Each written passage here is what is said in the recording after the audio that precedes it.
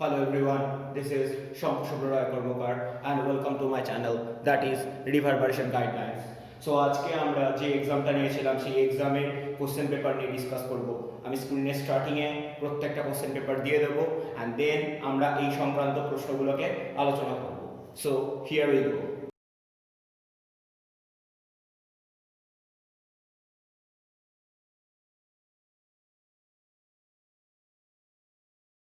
The first question that has been given যে a O b দুটি ত্রিমাত্রিক vector হলে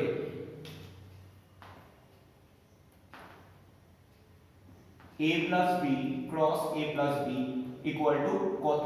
সো দ্য ফার্স্ট থিং আমাদের এখান থেকে বুঝতে হবে যে দেখ যখনই দুটো ত্রিমাত্রিক ভেক্টর দেওয়া আছে, ধরে নে a যে ভেক্টর এর মান x i cap plus y j cap plus z k cap, অন্যদিকে b যে ভেক্টর সেটা ধরে নে m i cap plus n j cap plus p k cap। এখন যদি তুই a plus b বার করিস তাহলে কি হবে? লজিক অনুযায়ী that will be x plus m i cap y plus n j cap plus z plus p k cap। এখন এই দুটো ভেক্টরকে অ্যাড করে তুই যে ভেক্টর পাবি সেটাকে নাম দিয়ে দে একটা থার্ড কোনো ভেক্টর, ধরে নে সেটার নাম w ভেক্টর। এখন w ভেক্টর যদি a plus b হয় তাহলে এই a plus b ও w vector, that means a plus b into a plus b that is cross product। যদি আমি এটা করি তার মানে বেসিক্যালি কত হচ্ছে w cross w that is w mod into w mod into sin of 0 degree, কারণ দুটো একই ভেক্টরের ইন্টারমিডিয়েট অ্যাঙ্গেল 0 ডিগ্রি হয়ে যায়, তাহলে কি হবে দুটো ক্রস প্রোডাক্ট করলে ultimate answer 0 and this will be the option A। Clear? Next প্রশ্ন দেখ, জড়ত্বীয় নির্দেশতন্ত্রে নিউটনের সবকটা গতিসূত্রের জন্যই কার্যকরী। তাহলে কোশ্চেন 2, জড়ত্বীয় নির্দেশতন্ত্র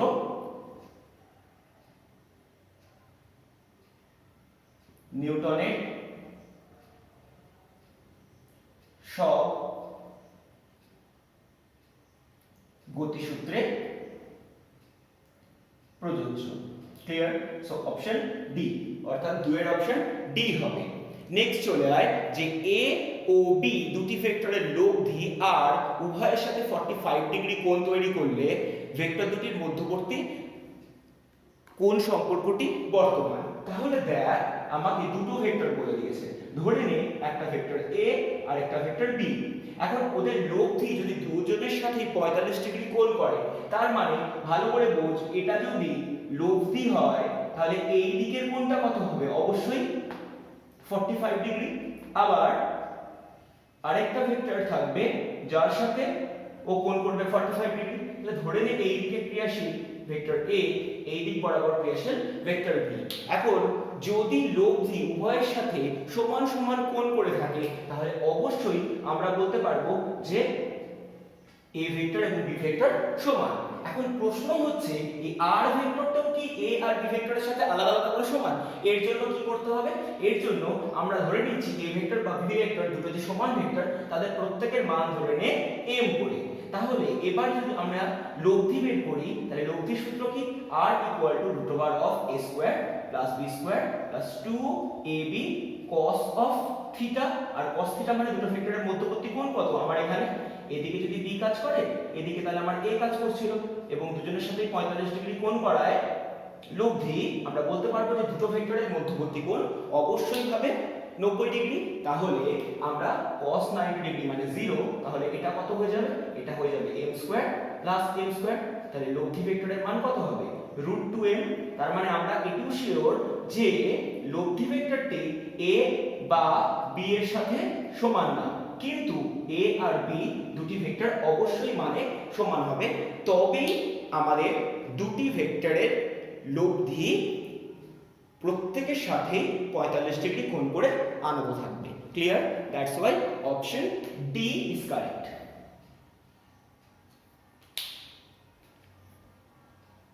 নেক্সট কোশ্চেনটা আমাদের কাছে বাস্তব ক্ষেত্রে ল্যামের উপপাদ্যের একটা প্রয়োগ মাত্র। আমাদেরকে বলা হয়েছে a b c তিনটে আলাদা আলাদা ভেক্টর এবং a plus b plus c equal to 0। এবার আমাকে বের করতে হবে a cross b equal to কত। চার পাঁচটা অপশন দেওয়া আছে, তার মধ্যে থেকে কোনটা অ্যাক্টিভেট। বাস্তব ক্ষেত্রে আমরা এটা কি করব, আমরা প্রত্যেকের ক্ষেত্রে প্রথমে আগে a দিয়ে ক্রস করে দেব। যদি আমরা ক্রস করে দিই তাহলে বোথ সাইডে আমাকে ক্রস প্রোডাক্ট করতে হবে। তাহলে এদিকে ভালো করে দেখ, a ক্রস a কথার অর্থ কত? অবভিয়াসলি 0, কারণ আমরা এক্ষুনি দেখলাম দুটি একই টাইপের ভেক্টরের প্রোডাক্ট করলে 0 হয়। তাহলে এদিকে পড়ে থাকবে a ক্রস b, এখানে পড়ে থাকবে a ক্রস c, আর এদিকে 0। তাহলে আমাদের এখানে কত থাকছে? a cross b equal to minus of a cross c। কিন্তু minus of a cross c কথার অর্থ হলো c ক্রস a। তাহলে আমরা অলরেডি একটা জিনিস পেলাম যে a cross b equal to c cross a। তাহলে একটা ডেটা আমাদের কাছে আছে। আবার দেখ, এই কথার মানে হচ্ছে minus of a cross c, তার মানে আমাদের কাছে অলরেডি অপশনগুলো ভালোভাবে দেখলে আমরা দেখতে পাবো যে এই অপশনটা b এর সাথে ইকুয়াল হয়েই গেছে। আবার একই ভাবে যদি আমরা এই গোটা ইকুয়েশনটাকে আরেকটা কাজ করি, যে ধর আমাদের কাছে a plus b plus c যে ভেক্টরটা ছিল, এটাকে এবার b দিয়ে যদি ক্রস করিয়ে দিই তাহলে আমাদের কাছে কত থাকবে? একই ভাবে আমরা পুরো ইকুয়েশনটাকে কন্টিনিউ করব। তাহলে দেখ এবার কত হবে, এটা পড়ে থাকবে b ক্রস a, এটা b ক্রস b মানে আবার হয়ে যাবে 0, আলটিমেটলি পড়ে থাকবে b ক্রস c, আর এদিকে পড়ে থাকবে 0। তাহলে এখান থেকে তুই b ক্রস c টা রাখ, আর এই পুরো ডেটাটাকে এদিক থেকে এদিকে নিয়ে গেলে this will B minus of b cross a। তাহলে এদিকে পড়ে থাকছে b ক্রস c, আর এটাকে যদি ঘুরিয়ে লিখিস this will be a cross b। তার মানে বোঝ a ক্রস b মানে একটু আগে পেয়েছিলি c ক্রস a, এবার b ক্রস c মানে পেলি a ক্রস b। তার মানে আমি এটা ইকুয়াল টু লিখতে পারি c ক্রস a। তার মানে বোঝ প্রত্যেকটা ডেটা, যে ডেটাগুলো দেওয়া আছে প্রত্যেকটা ডেটাই একইভাবে ইকুয়াল। তার মানে আমরা বলতেই পারি যে এই কথার মানে a ক্রস b, এই কথাটার মানে obviously b cross c, obviously a cross b, যেটাকে আমরা যদি একটা মাইনাস কমন নিয়ে লিখি তাহলে লিখতে পারবো minus of b cross a।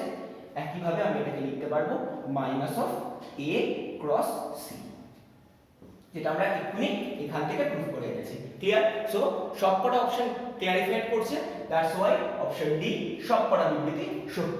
That will be the ultimate answer. Clear? Next question বলা হয়েছে যে কোনো একটি ভেক্টরের উপাংশ তার পরম মানের থেকে কখনো বড়ও হতে পারে ছোটও হতে পারে। আমরা এটা নিয়ে কাজ করেছিলাম। ধরে নে এটা আমার কাছে একটা ভেক্টর, তাহলে এর উপাংশ বিয়োজন যদি আমরা লম্ব উপাংশ বিয়োজন করি, লম্ব উপাংশ বিয়োজন করি তাহলে কি হবে? একটা উপাংশ এইদিকে কাজ করবে, একটা উপাংশ এইদিকে কাজ করবে। যদি এর মান r ধরি, এটা যদি থিটা হয় তাহলে এই দিক বরাবর কাজ করবে r cos থিটা এবং এই দিক বরাবর কাজ করবে r sin থিটা। আমরা বারবার ভেক্টর, প্রজেক্টাইল, এই সম্প্রাস, এই প্রত্যেকটা জায়গায় এই জিনিসটা ব্যবহার করেছি। এখন লম্ব উপাংশ বিয়োজন করলে কখনোই বড় হতে পারে না, কিন্তু এই r ভেক্টরটাকে যদি আমরা অন্য যে কোনো ভাবে বিয়োজন করি, অর্থাৎ ধরে নেই এই r ভেক্টরটাকে আমি লিখছি বাস্তবপক্ষে এরকম একটি ভেক্টর যার মান কিনা a এবং আরেকটি ভেক্টর এই বরাবর যার মান কিনা b।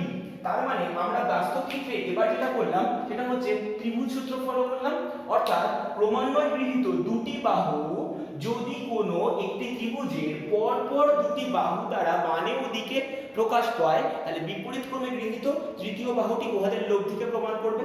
তার মানে আমরা যেটা করেছি একদম বিদ্যুৎ সেম কাজ করেছি। কিন্তু প্রবলেমটা কোথায়? প্রবলেমটা হচ্ছে এক্ষেত্রে আমরা ছবি দেখেই বুঝতে পারছি a এবং b দুটোরই মান r এর পরম মানের তুলনায় অনেক বড়, কারণ ওদের দৈর্ঘ্য উহাদের মানকে বোঝায়। যেহেতু দৈর্ঘ্য বড় তাই মান অনেক বড়, অর্থাৎ কোনো একটি ভেক্টরের বিয়োজনে যে উপাংশ পাওয়া যাবে তার মান উক্ত ভেক্টরের পরম মানের তুলনায় বড়ও হতে পারে, কমও হতে পারে, and that's why option D is clarified. Clear?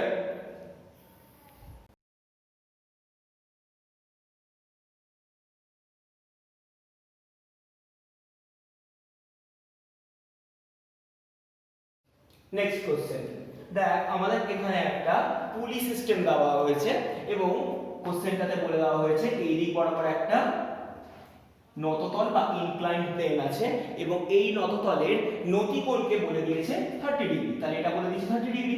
এখানে একটা ফিক্সড পুলি আছে। এখন এই পুলি থেকে দুটো বস্তুকে ঝুলিয়ে দেওয়া হয়েছে। একটা বস্তু এই দিক বরাবর ঘুরে এই দিক বরাবর নামছে। এখন এই দুটো বস্তুর ভরগুলোকে দেওয়া আছে ছবিতে বলে দেওয়া হয়েছে যে বস্তুটা নিচের দিকে ঝুলে আছে তার ভর হচ্ছে m2 এবং যে বস্তুটা এখানে আছে তার ভর হচ্ছে m1। এখন আমরা জানি প্রত্যেক জিনিসের ওজন নিচের দিকে কাজ করে, তাহলে m2 বস্তুর জন্য নিচের দিকে কাজ করবে m2g, একইভাবে m1 বস্তুর জন্য নিচের দিকে কাজ করবে m1g। এখন এই তলের সাথে লম্ব প্রতিক্রিয়া অবশ্যই এই দিক বরাবর ক্রিয়াশীল হবে। তাহলে ভালো করে দেখ, এইটা যদি 30 ডিগ্রি হয় এটাও হবে 30 ডিগ্রি, তাহলে নিচের দিকে কাজ করবে m1g cos 30 ডিগ্রি আর উপরের দিকে কাজ করবে লম্ব প্রতিক্রিয়া বা n, এবং আরেকটু উপাংশ থাকবে এই বরাবর যা গোটা বস্তুটাকে টেনে নিচের দিকে ফেলে দিতে চাইবে। তাহলে এটি হবে m1g sin 30 ডিগ্রি। আমরা লম্ব উপাংশ বিয়োজন করলাম। এখন দেখ, নিচের দিকে ফেলে দিতে চাইছে এইদিকে m2g আর এই দিকে ফেলে দিতে চাইছে m1g sin 30 ডিগ্রি। তাহলে সাম্যাবস্থায় কি হবে? সাম্যাবস্থায় এই দুটো সমান হবে, অর্থাৎ আমরা বলতে পারি সাম্যাবস্থায় m2g equal to m1g sin 30। g গুলোকে ক্যান্সেল করে দে, তাহলে m2 equal to কত হবে? m1 into half, কারণ sin 30 এর ভ্যালু হাফ, তাহলে m1 by m2 করলে কত হবে? 2/1, that is 2:1 and the option will be B. Clear? এখন নেক্সট প্রশ্ন। কোনো একটা ক্ষেত্রে বলা হয়েছে কোনো একটা লিফটের ভর 2000 কেজি। তাহলে নরমাল যদি তার ওজন বের করতে হয় তাহলে ওজন বের করলে কত হবে? mg। তাহলে mg মানে কত হবে? 2000 ইনটু g মানে আমি 10 ধরে নিচ্ছি, ক্যালকুলেটর থাকলে 9.8 বসাবি বা ডেটা দিলে 9.8 বসাবি। আমি নরমাল ক্ষেত্রে 10 ধরেই করব।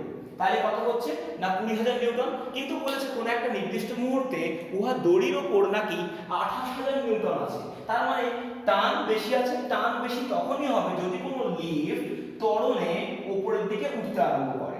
অর্থাৎ যদি কোনো লিফট এ ত্বরণে উপরের দিকে ওঠে তাহলে তার দড়িতে টান হবে T equal to m within bracket g plus a। তাহলে এখন যদি গোটা ইকুয়েশনে আমি t equal to বসাই 28000, তাহলে m ভ্যালু কত? m এর ভ্যালু 2000, g equal to 10 আর a মানে জানি না, এর ভ্যালু আমি বের করব। তাহলে তিনটে জিরোকে এলিমিনেট করে দে, তাহলে 2 এদিকে ডিভাইড করে দিলে this will B 14 equal to 10 plus a। তাহলে a ইকুয়াল টু কত হবে? 4 মিটার পার সেকেন্ড স্কয়ার। তাহলে এই 4 মিটার পার সেকেন্ড স্কয়ার ত্বরণে লিফটটি উপরের দিকে উঠছে, অর্থাৎ বিবৃতিগুলির মধ্যে option B is correct. Clear? চলে আয় নেক্সট প্রবলেমে। তোকে বলেছে একটি ভেক্টরের কোসাইনগুলি যথাক্রমে l m n, নিচের কোন বিবৃতিটি সত্যি? এটা আমি রেগুলার যখন পড়াচ্ছিলাম তখনও বলে দিয়েছিলাম। ধরে নে আমাদের ক্ষেত্রে যে কোনো একটি ভেক্টর a, যাকে আমি নাম দিচ্ছি xi cap plus yj cap plus zk cap. তাহলে আমি যদি এই ভেক্টরটির তিনটি অক্ষের সাথে ক্রিয়া করা কোণ যথাক্রমে থিটা x, থিটা y এবং থিটা z হয়, অর্থাৎ x অক্ষের সাথে কোণ থিটা x হয়, তাহলে আমরা জানি cos থিটা x এই কথার মানে হবে x by root over of x square plus y square plus z square, এবং এর মানই বলে দিয়েছে l। একইভাবে y অক্ষের সাথে কোণ থিটা y যদি হয় তাহলে তার মান হবে cos theta y equal to y divided by root over of x square plus y square plus z square, যার মান হবে m, and the last part that is z অক্ষের সাথে কোণ থিটা z যদি হয় তাহলে cos theta z equal to হবে z by root over of x square plus y square plus z square। তাহলে এবার যদি আমরা এই তিনটে ভ্যালুকে ভালোভাবে কনসিডার করি তাহলে আমাদের কাছে l square plus m square plus n square যদি করি আমরা, তাহলে আমরা পাবো L square plus m square plus n square, that will be nothing but x by root over of x square plus y square plus z square a পুরোটার whole square plus y by root over of x square plus y square plus z square a পুরোটার whole square plus z by root over of x square plus y square plus z square পুরোটার whole square। তাহলে এই তিনটেকে যদি আমি simplify করে ফেলি তাহলে এটা কত হয়ে যাবে, and this will be 1. Clear? So the option that is correct will be C. Clear? Next, দড়ি টানাটানি খেলায় কোনো একদিকে যদি আমি টি টান দেই তাহলে দড়িতে মোট কত টান হবে? অবশ্যই টি হবে। তার কারণ কি? আমরা জানি, ধরে নিই এখানে কোনো একটা বিন্দুতে একটা দড়িতে আটকে রেখেছি এবং আমি এইদিকে টি টান দিচ্ছি, তাহলে দড়ির উপরও টি টান কাজ করবে, কারণ প্রত্যেক ক্রিয়ার সমান ও বিপরীত প্রতিক্রিয়া থাকে। তাহলে option B will be correct. And the last one of MCQ বলেছে কোনো একটা বস্তু স্থিরাবস্থা থেকে যাত্রা শুরু করেছে একটি বলের প্রভাবে এবং বলটির মান যথাক্রমে বলে দিয়েছে F = 4I + 6K নিউটন। তার মানে বোঝ এই বলটার মোট দুদিকে উপাংশ আছে, একটা উপাংশ x দিকে কাজ করছে যার মান কত 4I ক্যাপ নিউটন, আর একটা উপাংশ কাজ করছে z বরাবর, দ্যাট ইজ 6K নিউটন। কারণ উপাংশ দেখে আমাদের বুঝতে হবে কোন দিকে কত বল কাজ করছে। এবং আমাদের বলে দিয়েছে বস্তুটির ভরও বলে দিয়েছে, ভর বলেছে 200 গ্রাম, তাহলে আমি সেটাকে কেজিতে কনভার্ট করে দেবো, and that will be 0.2 KG. এবার আমাকে যেটা বের করতে হবে সেটা হচ্ছে 5 সেকেন্ডে z অক্ষ বরাবর সরণ কত। তাহলে z অক্ষ বরাবর বলেছে মানে আমরা শুধু fz নিয়ে কাজ করব। তাহলে আমরা যদি z অক্ষের ত্বরণ বের করি, দ্যাট ইজ az মানে কত হবে, z অক্ষ বরাবর বল বাই ভর। z অক্ষ বরাবর বল কত 6 এবং ভর কত 0.2, that will be 30 metre per second square. Clear? এখন যদি আমরা সরণ বের করতে চাই তাহলে সেটা কত হবে, সেটা হবে Sz = ut plus half az into t square, এবং সাম্যাবস্থায় স্থির ছিল অর্থাৎ u = 0 হয়ে যাবে। তাহলে এখানে বসিয়ে দিই হাফ, az মানে 30 এবং t স্কয়ার মানে কত 5 into 5, তাহলে পুরোটা ক্যালকুলেট কর, এটা কেটে গেলে উপরে হয়ে যাবে 15 into 25, আর ক্যালকুলেট করলে এটা হয়ে যাবে 375 মিটার। তাহলে z অক্ষ বরাবর মোট সরণ হবে 375 মিটার, and the option C is correct. Clear?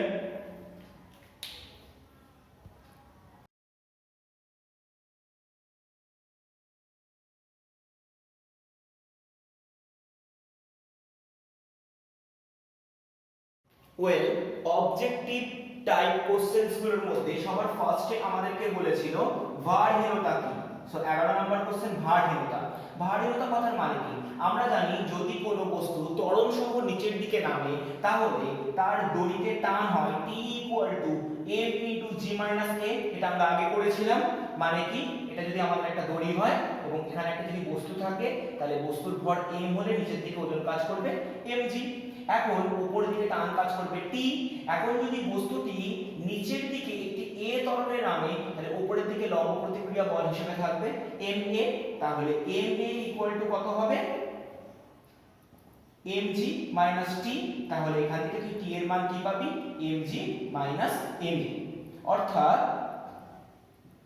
টান হবে m × g - a। এখন যদি কোনোভাবে এই দড়ির টান শূন্য হয়ে যায়, অর্থাৎ যদি কোনোভাবে বস্তুটি a = g ত্বরণে নিচে নামতে শুরু করে তাহলে বস্তুটি নিজের মধ্যে কোনরূপ কোনো অভিকর্ষের জন্য বল অনুভব করবে না, অর্থাৎ সেক্ষেত্রে বস্তুর দড়িতে টানের মান হয়ে যাবে অবশ্যই ভাবে শূন্য, এবং এই পুরো ঘটনাটিকে বলা হয় ভারহীনতা। ক্লিয়ার? নেক্সট, একজন ক্রিকেটার ক্যাচ তালুবন্দি করবার সময় নিজের হাতকে সর্বদা নিচের দিকে টানেন কেন?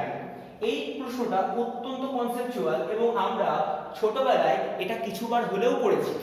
ধরে নে কোনো একটা বল যে মুহূর্তে আমাদের হাতে এসে পড়ছে সেই মুহূর্তে তার বেগ হচ্ছে u এবং বলের ভর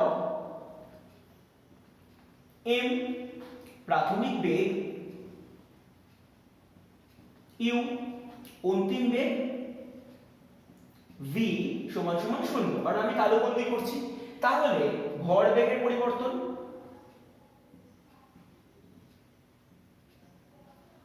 mu মাইনাস mv, কারণ অন্তিমটি কম, তাহলে ভরবেগের পরিবর্তন হচ্ছে mu। এখন দেখ এই ঘটনা t সময়ে হলে হাতে প্রযুক্ত বল কত হবে? হাতে প্রযুক্ত বলের মান হবে F ইকুয়াল টু dp/dt, অর্থাৎ ভরবেগের পরিবর্তনের হার। তাহলে আমরা ভরবেগের পরিবর্তন কত জানি? m ইনটু u, আর সময় কত? t, তাহলে ভরবেগের পরিবর্তনের মান হবে mu/t। এখন যদি কোনো ক্রিকেটার নিজের হাতটিকে সব সময়ের জন্য স্ট্যাটিক রাখে, তাহলে যে মুহূর্তে উনি ক্যাচ ধরছেন ভরবেগের পরিবর্তন সাথে সাথেই হয়ে যাবে, অর্থাৎ একটা বিপুল পরিমাণ বল তার হাতে এসে পড়বে। কারণ হাত যদি সমান রাখে, অর্থাৎ হাত স্থির রাখলে টি খুব কমে যাবে, কারণ হাতে এসে বলটা পড়বে এবং সেটি খুব তাড়াতাড়ি তার ভরবেগ পরিবর্তন করবে। তাহলে অধিক বল অনুভূত হবে। কিন্তু যদি কোনোভাবে হাতটিকে নিচের দিকে তিনি টানেন, তাহলে হাত নিচের দিকে টানলে কি হবে? যে ভরবেগের পরিবর্তন হওয়ার একটি ন্যূনতম সময় পাবে, অর্থাৎ নিচের দিকে হাত টানলে ভরবেগের পরিবর্তন হওয়ার সময় কাল বাড়বে, ফলে বল কমে যাবে, অর্থাৎ হাতে আহত হওয়ার কোনো সম্ভাবনা থাকবে না। ক্লিয়ার? আই ডোন্ট নো কেন 13 এর কোশ্চেনটা তোরা পারিসনি, একজন ছাড়া কেউ ঠিক করিসনি। এই 13 এর কোশ্চেনটা আমি একাধিকবার করিয়েছিলাম।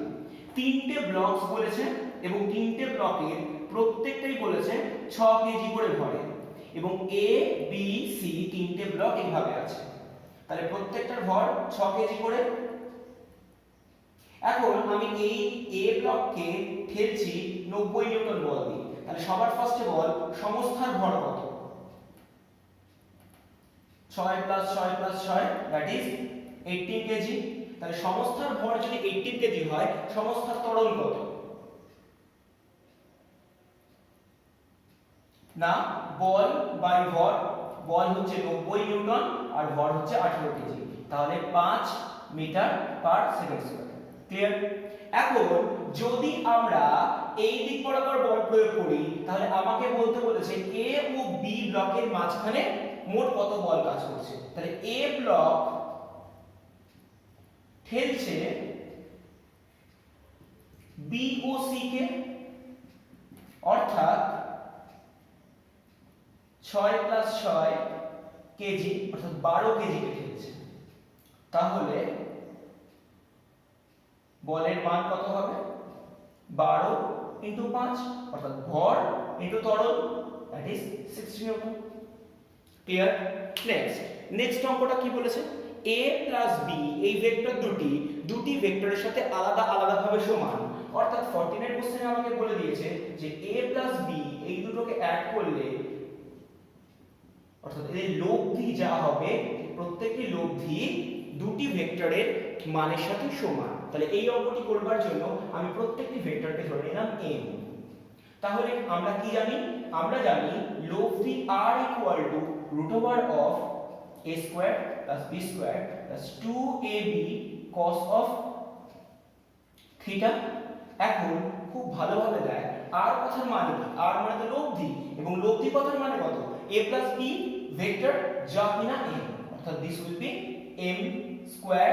যদি আমি স্কয়ার করে দিই, তাহলে এই পাশে এটা কত হয়ে যাবে? এই পাশে এটা হয়ে যাবে m square + m square + 2m × m × cos theta. অর্থাৎ বোথ সাইডে আমি স্কোয়ার করে দিয়ে ওই পাশে রুটটাকে তুলে দিলাম। তাহলে এখানে কত করে থাকবে m স্কয়ার, এদিক থেকে -2m স্কয়ার এদিকে চলে এলো, আর এদিকে পড়ে থাকছে 2m square cos of theta. তাহলে আমরা এদিক থেকে পাচ্ছি 2m square cos theta equal to -m square. তাহলে m স্কয়ার যদি কেটে যায় তাহলে cos থিটা ইকুয়াল টু কত? cos theta equal to -half, এবং cos থিটা -হাফ মানে cos অফ 120 ডিগ্রি। তাহলে থিটা ইকুয়াল টু কত হবে? 120 ডিগ্রি। অর্থাৎ দুটি ভেক্টরের মধ্যবর্তী কোণ কত হবে? 120 ডিগ্রি। এবং দুটি সমান ভেক্টরের মধ্যবর্তী কোণ যদি 120 ডিগ্রি হয় তাহলে উহাদের ভেক্টরের লব্ধি প্রত্যেকটি ভেক্টরের সাথে 60 ডিগ্রি কোণে আনত থাকবে এবং উহাদের মান প্রত্যেকটি ভেক্টরের সাথে সমান হবে। ক্লিয়ার? ওয়েল, কোশ্চেন নাম্বার 15 এ আমাকে দুটো ভেক্টর বলে দিয়েছে। ভেক্টর বলে দিয়ে বলেছে উহাদের অবস্থান তলের সাথে উলম্ব একক ভেক্টরটি নির্ণয় করো। মানে একটি বিশাল বড় কোশ্চেন, যে ক্ষেত্রে আমাকে দুটি ভেক্টর বলে দিয়েছে। a মানে বলে দিয়েছে হচ্ছে 2i cap plus 3j cap minus 4k cap, এটা হচ্ছে a ভেক্টর। আর b ভেক্টর বলেছে 2i cap minus 3j cap plus 4k cap. তাহলে আগে এই দুটি ভেক্টরের সাথে লম্ব ভেক্টর বের করতে গেলে আমাকে যেটি করতে হবে সেটা হয় a ক্রস b নয় b ক্রস a। আমি যদি a ক্রস b করি তাহলে আমাদের লজিক অনুযায়ী আমরা কি জানি? i j k লিখে ফেলবো। যেটিকে আগে লিখেছি তার কম্পোনেন্টগুলো লিখবো, অর্থাৎ 2 প্লাস 3 মাইনাস 4, b এর জন্য হবে 2 মাইনাস 3 প্লাস 4। তাহলে এবার আমি কি করব? i এর জন্য বাই ডিফল্ট প্লাস, j এর জন্য বাই ডিফল্ট মাইনাস এবং k এর জন্য বাই ডিফল্ট প্লাস। তাহলে i যখন করব i এর রো কলাম ঘিরে দেব, এই বরাবর যাব, that is 12 minus this will B 12, 12 minus 12। Clear আমার কথা? ইন দ্য আদার হ্যান্ড যখন j এর জন্য করব, j এর রো কলাম ঘিরে দেব, তাহলে j এর জন্য এটা কত হবে? j এর জন্য হবে 8 minus of minus 8। Clear? What about for k? k এর রো কলাম ঘিরে দেব, তাহলে k এর জন্য কত হবে? দিস উইল বি -6 এন্ড এদিক থেকে করলে এগেইন -6। তাহলে এটা হয়ে যাবে 0, এদিক থেকে পড়ে থাকছে হচ্ছে +16j, আর এদিক থেকে পড়ে থাকছে -12k। রাইট? তাহলে এটা গেল a এবং b ভেক্টরের প্রত্যেকের সাথে আলাদা আলাদা করে যে লম্ব ভেক্টর সেটি। এখন যদি এর অভিমুখে আমি একক ভেক্টর মাপতে চাই তাহলে আমি কি করব? না, আমি a ক্রস b যে ভেক্টরটা পেয়েছি তাকে আমি কি করে দেব? এই a ক্রস b এর মড দিয়ে ভাগ করে দেব, তাহলে আমি একক ভেক্টর পেয়ে যাব। So that will be 16j cap minus 12 of k cap divided by root over of 16 square plus 12 square, and this will be implies as 16j cap minus 12k cap। 16 square করলে হবে 256 আর this will be 144। তাহলে 256 আর 144 add করলে হবে 400, out root করলে 20। So 16j cap by 20 minus 12k cap by 20। So ultimate answer হয়ে যাবে 4/5j cap minus 3/5k cap। Clear?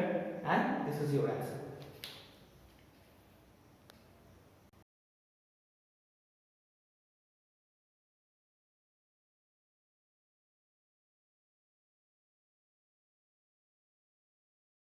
চলে আয় নেক্সট প্রবলেমে।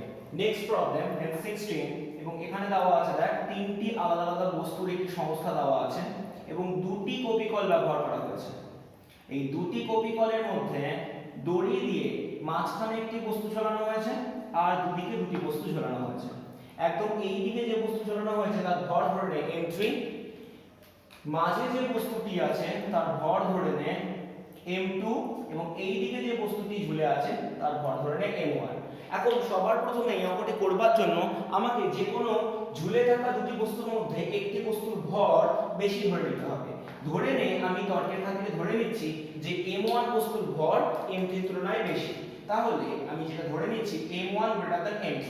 তাহলে এর জন্য নিচের দিকে কত ওজন কাজ করছে? m1g। এই দিকে কত কাজ করছে? m3g।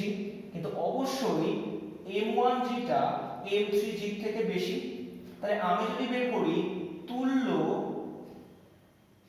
লব্ধি বল কত হবে না এই দিকে কাজ করছে m1g আর এই নিচের দিকে কাজ করছে কত m3g।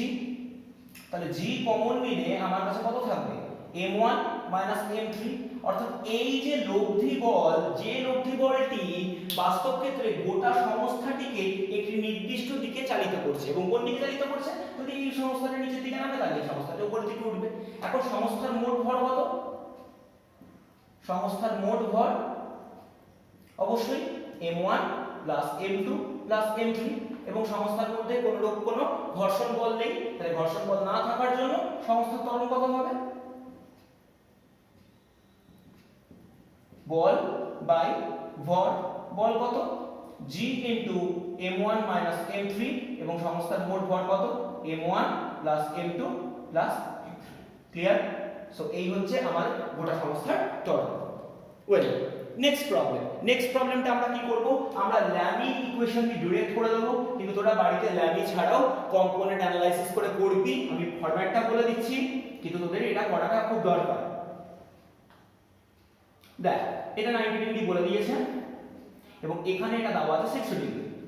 তোকে যেটা করতে হবে সেটা বলে দিয়েছে, এই দড়িতে টান হচ্ছে T1, এই দড়িতে টান হচ্ছে T2, এবং আরেকটি দড়ি বলে দিয়েছে এইখানে, এই দড়িতে টান হচ্ছে T3, এখানে একটা 10 কেজি ভরের বস্তু ঝুলিয়ে দেওয়া হচ্ছে।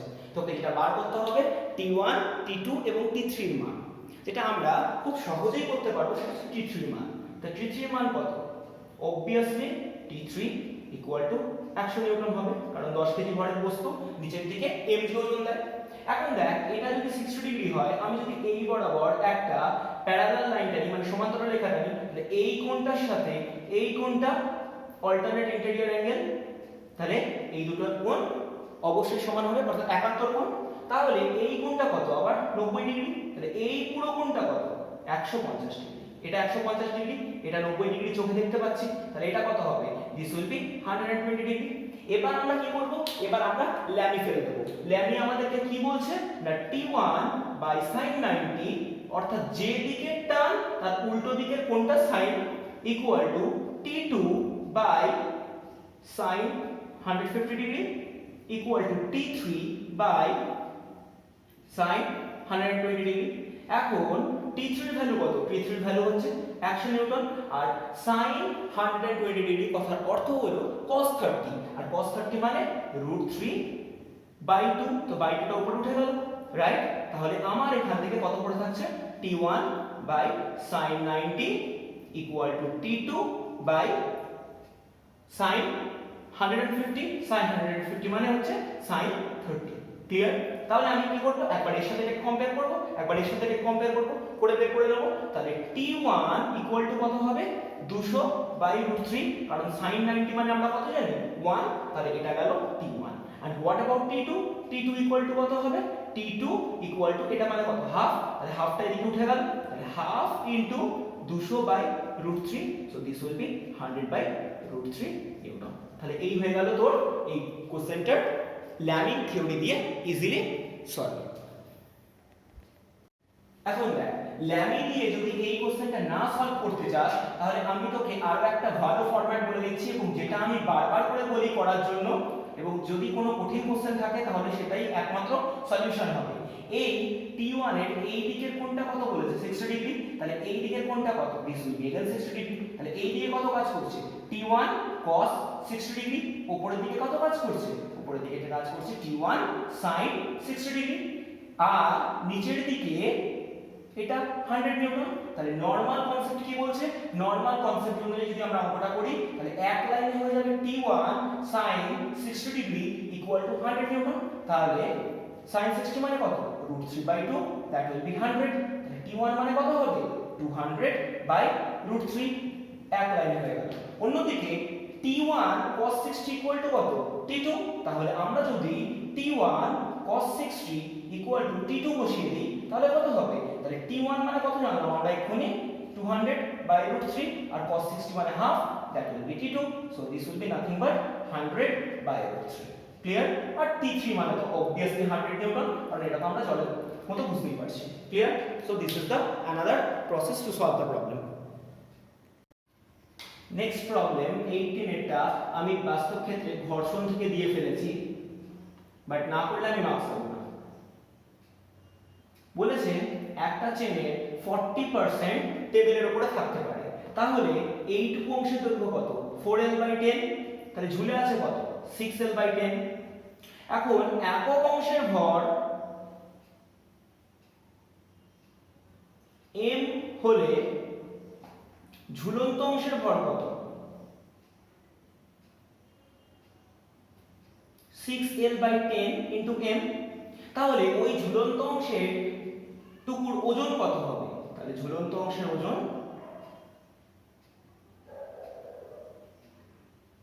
ভর into G, that means 6lm into G divided by 10।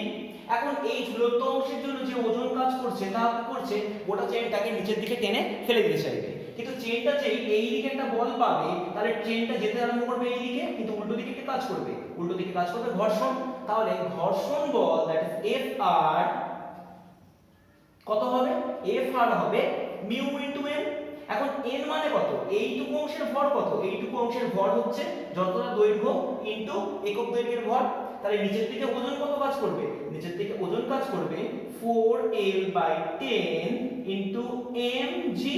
তাহলে উপরের দিকে লম্ব প্রতিক্রিয়া m সমান সমান এটাই হবে। তাহলে ঘর্ষণ বল মানে কত হবে? Mu into 4l/10 into mg into mu, যা হচ্ছে ঘর্ষণ বলের মোট মান।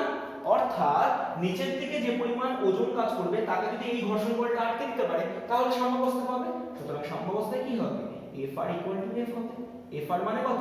Mu into 4l/10 into mg, that will be 6l/10 into mg। so mg cancel out করে দে, l cancel out করে দে, 10 কেটে দে, so mu will be 6/4 and that will be 1.5। so ঘর্ষণ গুণাঙ্কের মান কত হবে? 1.5। ক্লিয়ার? কোশ্চেন নাম্বার 19, যেখানে আমাদেরকে বলে দিয়েছে যে m ভরের একটি বলকে v বেগে কোনো ব্যাটসম্যানের দিকে ঠেলা হলো, ব্যাটসম্যান বলটিকে ব্যাট দিয়ে আঘাত করে থিটা কোণে বিচ্যুতি করলেন, ব্যাটের উপর প্রযুক্ত বলের ঘাত কত? তো একটা জিনিস আমরা জানি, বলের ঘাত মানে কত? বলের ঘাত মানে হচ্ছে ভর বেগের পরিবর্তন। সো বাস্তব ক্ষেত্রে ধর আমার কাছে একটা m ভরের বল এই দিকে এগিয়ে আসছে এবং এটা ধর হচ্ছে ব্যাট। সো এই ব্যাটের উপর যখন আঘাত খাচ্ছে তখন কত ভর বেগে আঘাত খাচ্ছে? mv। অর্থাৎ প্রাথমিক বেগ v, তাহলে প্রাথমিক ভরবেগ mv। ক্লিয়ার? এখন বলটি ব্যাটে ধাক্কা খেয়ে থিটা কোণে বিচ্যুতি হয়ে যায়, তাহলে থিটা কোণে বিচ্যুতি হলে এই দিক বরাবর থিটা কোণে বিচ্যুতি হয়, তাহলে কোন উপাংশটি বলের অভিমুখে থাকে? তাহলে অবশ্যই v cos থিটা উপাংশটি বলের অভিমুখে থাকে। অর্থাৎ অন্তিম ভরবেগ হয় mv ইনটু cos থিটা, কারণ v আর এখন v নেই, v এখন হয়ে গেছে v cos থিটা। ক্লিয়ার আমার কথা? তাহলে ভরবেগের পরিবর্তন কত?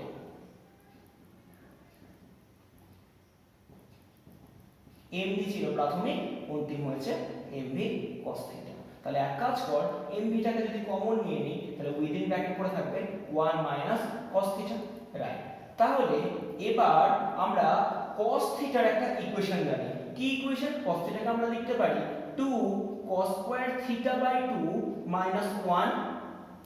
আবার একই ভাবে লিখতে পারি 1 minus 2 sin square theta by 2। তাহলে আমরা ওই দ্বিতীয় ইকুয়েশনটা লিখব 1 minus 2 sin square theta by 2।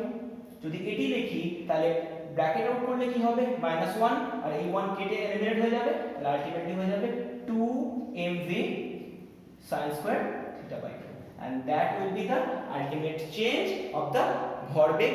এবং যতটি ভরবেগের পরিবর্তন হবে সেটিই বাস্তব ক্ষেত্রে হবে বলের ঘাত। Clear? The last question of the day, দেখ পরপর দুটো সংস্থা দিয়েছে। প্রথম ক্ষেত্রে একটা পুলি দিয়েছে, অঙ্কটা বুঝিসনি, কেউ একজনও ঠিক করিসনি।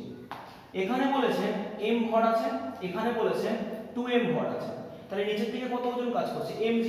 এই দিকে কত কাজ করছে 2mg, তাহলে লব্ধি ওজন কত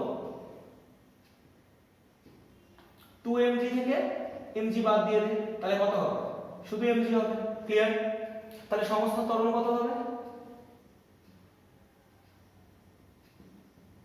লব্ধি বল বাই মোট ভর, মোট ভর কত m plus 2m that is g by 3।